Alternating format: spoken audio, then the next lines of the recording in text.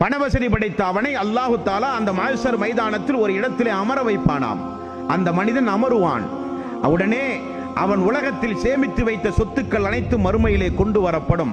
ஆடுகளாக, மாடுகளாக, ஒட்டகங்களாக, மிகப்பெரிய, பார்த்தால் அதிபயங்கரமாக அச்சமூட்டி எச்சரிக்கை செய்கின்ற மிகப்பெரிய ஒரு பாம்பாக மறுமை நாளில் அவனுடைய செல்வங்கள் எல்லாம் மாற்றப்படுமாம். அவன் அமர்ந்திருப்பானாம். ஓடி வருமாம் கொம்புள்ள ஒரு ஆடு.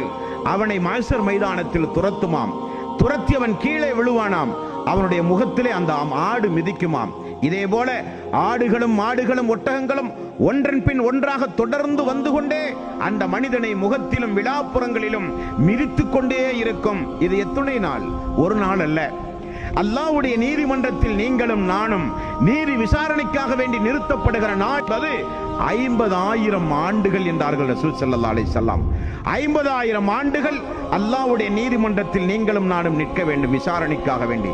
அப்படி விசாரணிக்கப்படுகின்ற அந்த நீதிமன்றத்தில் வைத்து அல்லாஹ்வுடைய பாதையில் செலவு செய்யாத பணவசதி படைத்தவர்களுக்கு அல்லாஹ் கொடுக்கப்படுகிற தண்டனை, ஆடுகளும் மாடுகளும் மறுமை நாளில் அவனை வந்து முகத்திலும் அவனுடைய விழாப்புறங்களிலும் மிதித்து அவனை கேவலப்படுத்தும் என்றார்கள் ரசூலுல்லாஹி ஸல்லல்லாஹு அலைஹி வஸல்லம்.